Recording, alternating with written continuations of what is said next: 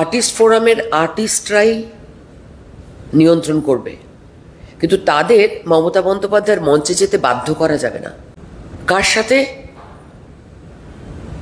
সাথে স্বরূপবাবুর কত প্রীতি, কার সাথে কত দোস্তি, কার অনুষ্ঠানে মানে কারা তার অনুষ্ঠানে যান, কত সখ্যতা, এটা তো কোনোদিন চলতে পারে না, মানাও যাবে না, এটা মানা যাবে না। এই ধরনের অপ্রীতিকর অবস্থা থেকে আমাদের মুক্তি চাই। 103-4 ডিগ্রির উপরে জ্বর। কলকাতা থেকে তখন এত প্রাইভেট এয়ারলাইন্স ছিল না, তো আর খুব ডিলে হতে হতে এমন একটা সময় এসে দাঁড়ালো, তখন আমাকে রাত 2টো নাগাদ ফ্লাইটে উঠতে হবে। গায়ে ধুম জ্বর। আমার বম্বের শুটিংয়ের টিম, মহাভারতের টিম, তারা সবাই জানেন যে আমি 2 দিনের বা 1 দিনের 1 বেলার ছুটি পেলে আমি কলকাতায় পালিয়ে আসতে চাই। তাই জন্য ওরা যাতে না ভাবে যে আমার হয়তো একটুখানি জ্বর এসছে, আমি হয়তো জাস্ট আসতে ভাল লাগছে না আর কি, যদি কালকে আসি বা আধবেলা বাড়িতে সময় কাটিয়ে আসি। আমি সেই জ্বর নিয়ে 104 ডিগ্রি জ্বর নিয়ে গেলাম। ভোর 5টার সময় আমি যথারীতি প্রতিদিনই ভোর 5টার সময় আমি ফিল্ম সিটিতে পৌঁছতাম এবং সেখান থেকে 7টার সময় ফ্লোরে পৌঁছতাম। এই ডেডিকেশনটা মানে অবশ্য ওরা বাধ্য হয়ে আমাকে দেখলেন যে মেকআপের পরেও, হেয়ার ড্রেসিং এর সব কিছুর পরেও আমার ফাইনালি শুটিংটা করতে পারলেন না। আমাকে বিআর চোপড়া, রবিজি সবাই বললেন যে আপ বেটা আপনি হোটেল মে वापस চলো। সঙ্গে 3-4 জন ডাক্তারের বন্দোবস্ত করলেন ইমিডিয়েটলি। 1 দিন বা 2 দিন পর থেকে হয়তো আবার শুটিং শুরু করলাম। তো আমাদের জীবনটার, আমাদের যারা কলাকুশলী তাদের জীবনটা খুব কঠিন এবং সেটা সম্পূর্ণ অন্যরকমের একটা ডেডিকেশন। আপনাদের সঙ্গে বেশ খানিকটা মিল আছে। আপনাদের দৌড়ঝাঁপ এবং যারা এখানে আমার জার্নালিস্ট বন্ধুরা আছেন তারা কিছুটা বুঝতে পারবেন যে অনেক বিপদ আপদ মাথায় নিয়ে আপনাদের দৌড়তে হয়। সেরকম আমাদেরও সামান্য বাড়িতে জর্জারি, পরিবারের অসুবিধে, সকাল্লাদ, সুবিধা অসুবিধে সব কিছু প্রায় ত্যাগ দিতে হয়। তো সেরকম একটা জগতে আমরা কলাকুশলীরা কাজ করি। এই কলাকুশলী সিনেমা ইন্ডাস্ট্রি এবং যারা শিল্পী, আমি তাদের সকলকে একত্রিত করে আজকের এই ছোট্ট আলোচনা বৈঠকটা রাখতে চেয়েছিলাম।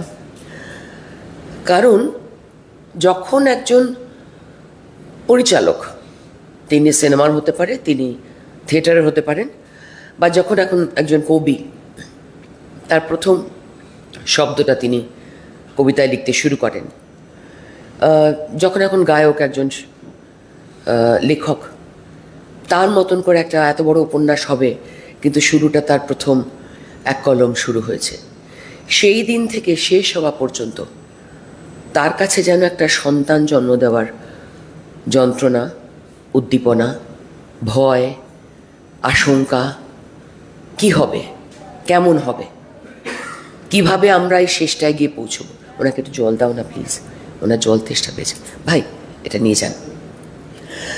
তো সেক্ষেত্রে আমার মনে হয় যে এই পরিবেশটা, শিল্পী কলার সমস্ত পরিবেশটাই কিন্তু একটু শান্তির প্রয়োজন আছে। আপনাদের সঙ্গে আমাদের একটাই শুধু ফারাক, আপনাদের দৈনন্দিন যুদ্ধ সঙ্গে লড়তে হয়। আমরা যখন একটা সিনেমাতে ঢুকি তখন আমাদের বাড়িঘর সব ভুলে গিয়ে কিন্তু আমরা সেই চরিত্রগুলো হয়ে যাই। কিছুতেই মনে রাখতে পারি না মেকআপ করার পর বাড়িতে ছেলে মেয়ে খেলো কি খেলো না। আর আমরা যে সময় যে এরিয়ার কাজ করেছি সেরকম মোবাইলের যুগ ছিল না, ফলে সেই অভ্যাসটা হয়নি। আমরা মন দিয়ে শুধু কাজ করেছি।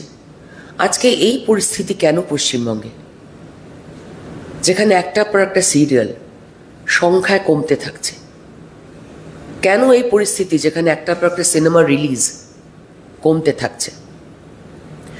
কিসের জন্য এই ফেডারেশনের চাপ, যেখানে বলা হবে যে এত সংখ্যক মানুষ আপনাদের নিয়ে যেতেই হবে? কোনো সাধারণ মানুষ যদি ভাবেন যে আমি একটা ছোট সিনেমা বানাবো, আমি একটা শর্ট ফিল্ম বানাবো, আমি ছোট ইউনিট ৩-৪ জনকে নিয়ে একটা গল্প বানাবো, একটা স্টোরি টেলিংয়ের মধ্যে দিয়ে যাব, আমি পারবো না। কেন? কিসের এই বাধা নিষেধ? কে এই সিস্টেম চালু করলেন এবং কেন, কি স্বার্থে করলেন?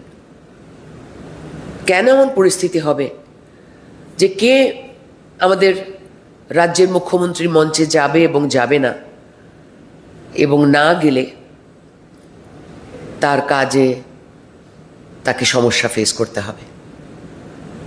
আমাদের ফ্রেটার্নিটি থেকে প্রচুর মানুষ, যেভাবে সাধারণ মানুষ আরজি করের সময় মাঠে নেমেছেন, রাত দখল করেছেন, এরকম প্রচুর মানুষ নানান রাজনৈতিক দলও করেছে। সেই সময়েও অনেক শিল্পীকে হেনস্থা হতে হয়েছে, ঘরে ডেকে তাদেরকে ক্ষমা চাওয়ানো হয়েছে। এরকম কেন হবে? এরকম তো আমরা জীবনে কোনোদিন দেখিনি যে একজন ডিরেক্টর, সে সেট মানে বুকিং করেছে, সে সেট ফেলে দিয়েছে অলরেডি, আর্টের টিমের বাকি লোকেরা এসে পৌঁছয়নি, কারণ তারা বলেছেন যে আমরা এই পরিচালকের সাথে কাজ করব না।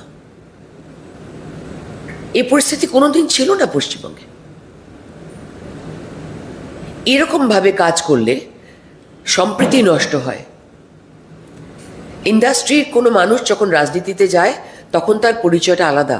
সে রাজনৈতিক মঞ্চে যখন যাবে সে তখন তার মতো ব্যবহার করবে, কিন্তু যখন সে সিনেমার একটা ফ্লোরে গিয়ে পৌঁছবে বা একটা থিয়েটারের মঞ্চে গিয়ে পৌঁছবে, তখন তাকে একত্রিতভাবে সকলের সঙ্গে কাজ করতে হবে। সেখানে কোনো রাজনীতিকরণ, তুই না আমি, আমি না তুই, আপনি উঠবেন না, আপনি আসবেন না, এটা কেন হবে? আজকে টেকনিশিয়ানদের একটা হিউজ পার্সেন্টেজ বেড়েছে ইন্ডাস্ট্রিতে, তাদের ওয়েজ হিসেবে।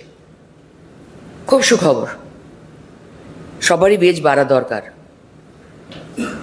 কিন্তু ওয়েজ বাড়ার সঙ্গে সঙ্গে প্রোডাকশন হাউসগুলো যখন কাঁদতে কাঁদতে ব্যাগ গুটিয়ে, পাত্তারি গুটিয়ে ৩-৪ জন বড় প্রোডাকশন হাউস ছাড়া আর কেউ থাকতে পারছে না, তখন এই ওয়েজ বেড়ে আর এই সংখ্যা ফোর্সিবলি সংখ্যা ঢুকিয়ে প্রোডাকশন আস্তে আস্তে পালিয়ে যাচ্ছে।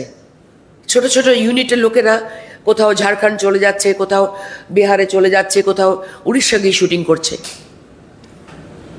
তো তাতে তো আমাদের আরও বেশি লস হয়ে যাচ্ছে, কারণ যে টেকনিশিয়ানদের সঙ্গে আমরা ছোটোবেলা থেকে কাজ করেছি, যাদের সাহায্যে, যাদের বুদ্ধিতে আমরা লাইট কী করে নিতে হয় শিখেছি। সবসময় যে ডিওপি, ডিরেক্টর ফটোগ্রাফি আমাদের লাইট নিতে শিখেছেন তা তো নয়। আমাদের যারা লাইটম্যান ছিলেন আমাদের সময়কার, তারা আমাদের লাইট নিতে শেখাতেন। তারা আমাদের বলে দিতেন, রূপাদি একটু মুখটা একটু এদিকে ঘোরাও, একটা শ্যাডো পড়ছে, শ্যাডো পড়ছে। আমি এরম ঘোরাবো রে, এরম এরম, এই তো চোখের ইশারায়। এগুলো আমাদের চোখের ইশারায় সেটা আমরা শিখেছি আমাদের সিনিয়র টেকনিশিয়ানদের কাছ থেকে, ট্রলি পুলারদের কাছ থেকে শিখেছি ট্রলির সঙ্গে তালে তাল মিলিয়ে চলতে হয় কি করে। তারা আমাদের হাতে ধরে চালনা করে শিখিয়েছেন। কোনো দিন কোনো টেকনিশিয়ানের সঙ্গে কোনো আর্টিস্টের কোনো দিন কোনো বিরোধ ছিল না। সে বিরোধটা আজকে তৈরি হয়ে গেছে, জগৎটা অন্যরকম হয়ে গেছে পলিটিক্যাল ইনফ্লুয়েন্সের কারণে। কোনো দিন এমন আমাদের কাটেনি যে আমাদের সময় কোনো কোনো কোনো সিনিয়র অ্যাক্টর অ্যাক্ট্রেস বলতে পারবেন, যারা আজও আছেন বলতে পারবেন যে আমরা মানে তারা মেকআপ রুমে আসলে বা ফ্লোরে আসলে আমরা উঠে না দাঁড়িয়েছি, আমরা আমাদের চেয়ার ছেড়ে না দিয়েছি তাদের জন্য। এইসব রীতি রেওয়াজ, ব্যবহার, এগুলো সমস্ত তৈরি হয়েছে, সমস্তটাই তৈরি হয়েছে পলিটিক্যাল যোগাযোগের কারণে। কার সাথে স্বরূপবাবুর কত প্রীতি, কার সাথে কত দোস্তি, কার অনুষ্ঠানে মানে কারা তার অনুষ্ঠানে যান, কত সখ্যতা, এটা তো কোনোদিন চলতে পারে না, মানাও যাবে না, এটা মানা যাবে না। এই ধরনের অপ্রীতিকর অবস্থা থেকে আমাদের মুক্তি চাই। আজকে ইন্ডাস্ট্রি প্রায় মাঝে মাঝেই কোর্টে গিয়ে পৌঁছয়। একজন টেকনিশিয়ান তিনি বললেন, গায়ে আগুন দিয়ে দিলাম, আত্মহত্যা করলাম। কোর্টে প্রমাণিত হয়ে গেল যে তিনি অ্যাকচুয়ালি গায়ে আগুনটাই লাগাননি, প্রমাণিত হয়ে গেল। কোর্টের সামনে সে দাঁড়িয়ে বলল, মহামান্য আদালতে সে বলল দাঁড়িয়ে যে সে গায়ে আগুনটা লাগায়নি। কোথায় পুড়েছে সে দেখাতে পারছে না, সে ভুলে গেছে। এটা কি? এটা আরো 4 জনকে ফাঁসানোর জন্য আরেকজনকে ইনস্টিগেট করে আরেকটা লোককে ফুসিয়ে, একে দিয়ে তাকে বাঁশ, ওকে দিয়ে তাকে তক্তা। ওয়াই? অর্ধেক ডিরেক্টররা, অ্যাক্টররা 2 দিন পর পর কোর্টে ছুটছে। কেন এই পরিস্থিতি হবে? এটা অত্যন্ত অপ্রীতিকর, খুবই মানে সম্মানহানিকর। ইন্ডাস্ট্রির এই ব্যবহারে, এই পরিস্থিতিতে সাধারণ যারা দর্শক এবং শ্রোতা, যাদের জন্য কলাকুশলীরা বেঁচে আছেন, তাদেরও একটা এই শিল্পী মহলের মানুষদের সম্বন্ধে একটা কটূক্তি করার অভ্যেস হচ্ছে, খারাপ বক্তব্য রাখার অভ্যেস হচ্ছে। সেটা খুবই দুঃখজনক। আমরা সবসময় শিল্পকে একটা অন্য জায়গা দিয়েছি।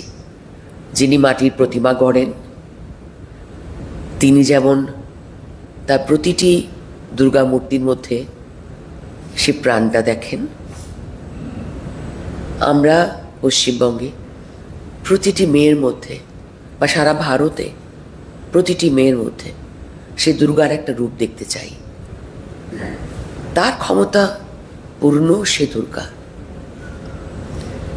এই পরিস্থিতি আমরা কথা দিতে চাই। আজকে আমার সামান্য যোগ্যতায় ভারতীয় জনতা পার্টির একজন মেম্বার হিসেবে আপনাদেরকে জানাই যে পরিবর্তন, এই শুভ দিন আমরা এনে ফেলবো এই পশ্চিমবঙ্গে, যেখানে আর্টিস্টে, টেকনিশিয়ানে নানান মানুষে ইন্ডাস্ট্রির মধ্যে এরকম ধরনের পরিস্থিতি না তৈরি হয়। ধন্যবাদ। আপনি বলুন কিরমভাবে হওয়া উচিত?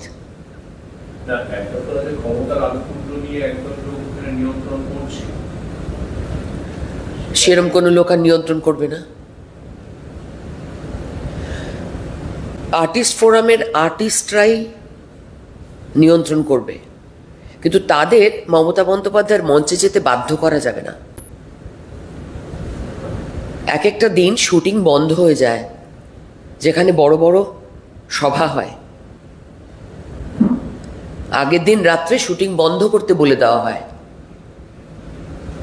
এবং তার জন্য আগের দিন রাত অবধি, মধ্যরাত্র অবধি প্রডিউসারকে খেসারত দিয়ে আরো 2 শিফট বাড়িয়ে 1 শিফটের কাজ তুলতে হয়।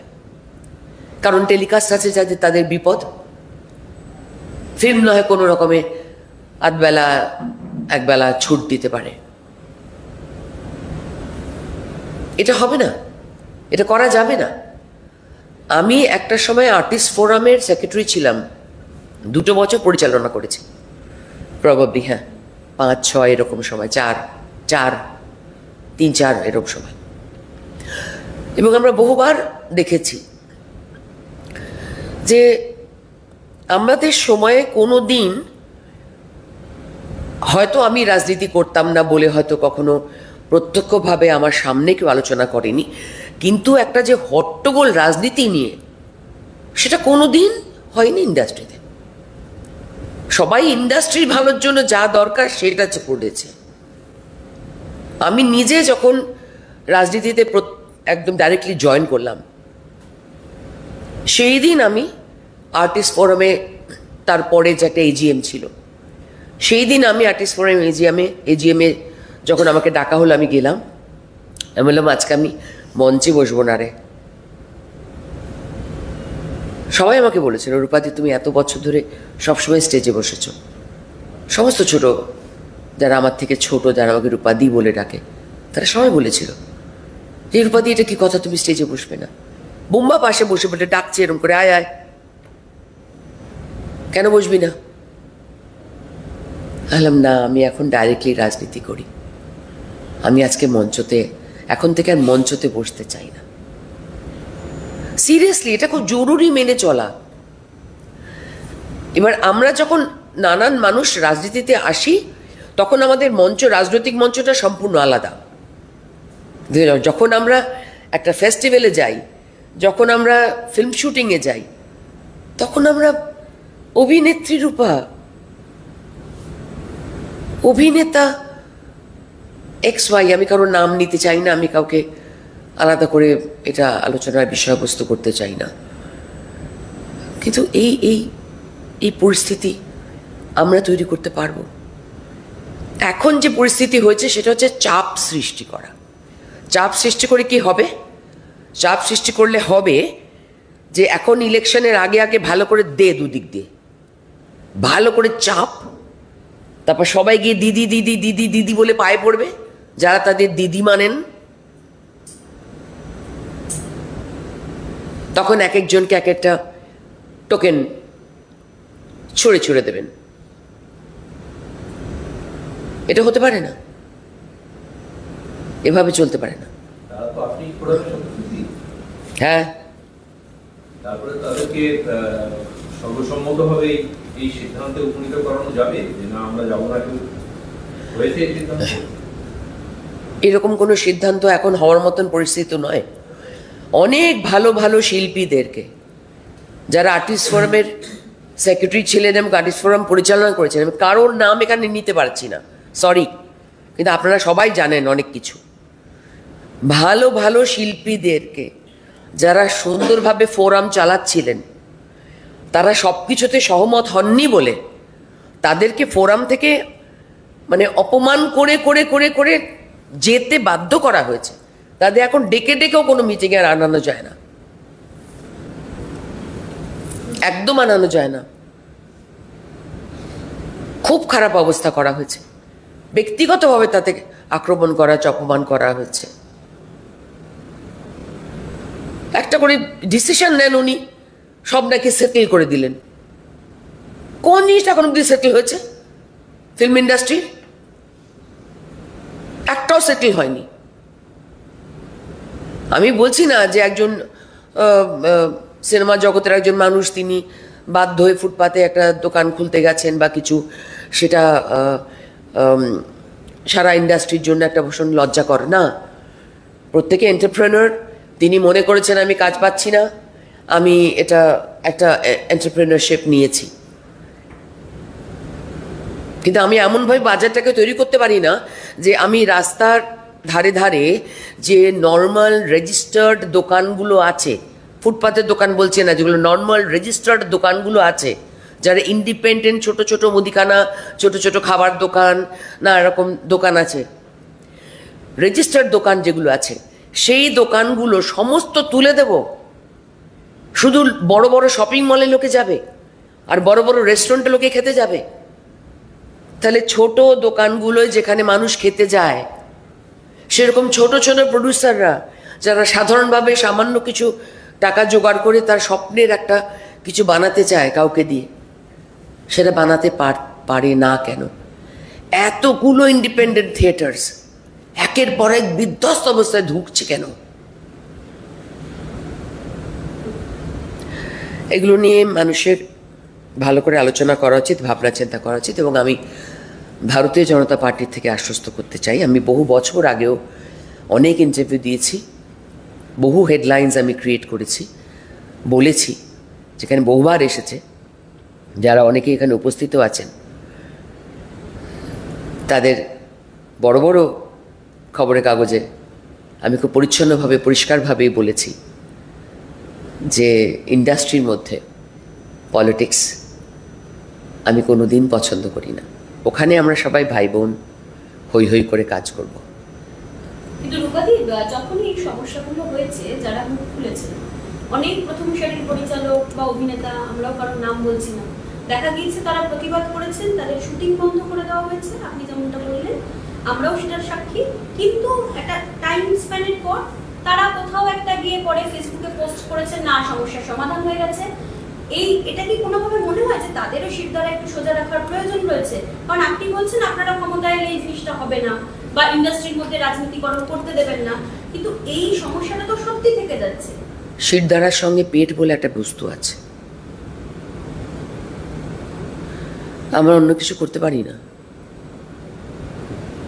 আজও যখন একটা সিনেমায় শুটিং করতে যাই না, বা যে কোনো একটা কোনো কিছুর মধ্যে ঢুকি, যদিও আমাদের কাজের সংখ্যা একেবারে বন্ধ করে দেওয়া হয়েছে, এবার কি মতি ভ্রম হয়েছে কিনা ঠিক জানি না, দেখলাম একজন দুজন সাহস করে একটা দুটো সিনেমা প্রডিউস করছেন, যেখানে আমাদের মতো সাধারণ কয়েকজন বিজেপি করি যারা, তারা অভিনয় করতে পেরেছে। এবং সবচেয়ে বড় সাক্ষী তো আমাদের রুলিং পার্টির এমপি, তিনি আমাদের নিয়ে সিনেমা করলেন এবং সাহস করে সিনেমাটা করলেন। তার জন্য অবশ্য অনেক ক্ষেত্রে অনেক কিছুতে ট্রোলড হয়েছেন, অসম্মানিত হয়েছেন, অনেক কষ্ট পেয়েছেন। যাকে প্রশ্ন হচ্ছে, আমাদের তো মাথা নত করতে করতে মাথাটা হাঁটুর সঙ্গে মিশিয়ে দিয়ে এবার আমরা খাবো কি? কজন পালিয়ে চলে যাবে এখান থেকে বম্বে বলুন? একটু তাকিয়ে দেখুন চারদিকে, কতজন শিল্পী বম্বে একটু একটু করে পাড়ি দিচ্ছে, তাদের জীবনের একটা সময় এখানে আরাম করে নাম করার পরেও তারা একটা নতুন স্বপ্ন নিয়ে আবার বম্বেতে তারা নতুন করে চেষ্টা করছেন। এবং তারা যারা কাজ পাচ্ছেন, আমি তাদের জন্য আমরা খুব গর্ববোধ করি।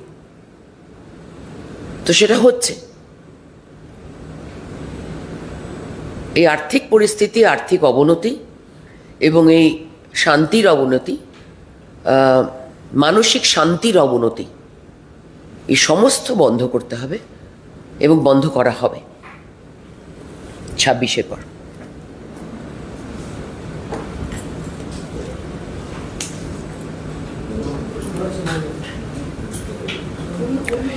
অন্য কোনো সাবজেক্ট প্রশ্ন আছে? হ্যাঁ, এই মুহূর্তে এসএলএসটি চাকরি প্রার্থীরা তারা বিক্ষোভ দেখাচ্ছেন, তুলকালাম একটা অবস্থা, পুলিশ লাঠিচার্জ করছে বিক্ষোভকারীদের ওপর, ধস্তাধস্তি, ম্যাসাকার সিচুয়েশনটা তৈরি হয়েছে, তুলকালাম পরিস্থিতি চলছে। তুলকালাম পশ্চিমবঙ্গে সব কিছু নিয়ে অনেক বছর ধরে চলছে। আমার খুব খারাপ লাগছে এই চাকরি প্রার্থীদের নানান রকম সমস্যা, আর এই যে একটা সিস্টেমটাকে করাপ্ট করে রাখা না, এটাতেই হয়ে যাচ্ছে গণ্ডগোল। এটা ঠিক নয়। আর এসআইআর নীতি যা চলছে সে তো আর বলাই নয়। মানে এই সিস্টেম করাপশনটা ঠিক নয়।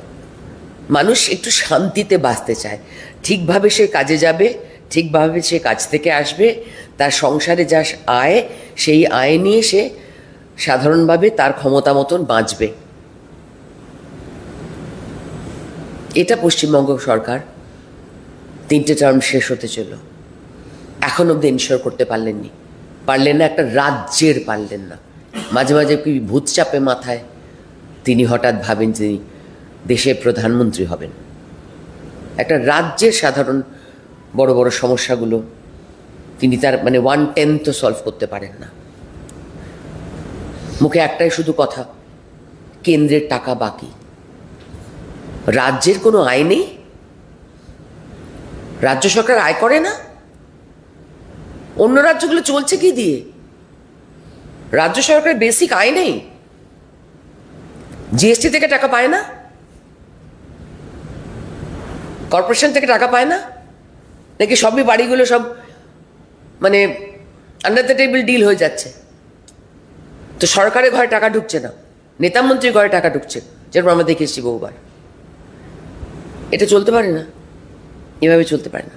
শান্তিতে বাঁচতে চাই বাবা, শান্তিতে বাঁচতে চাই আমরা।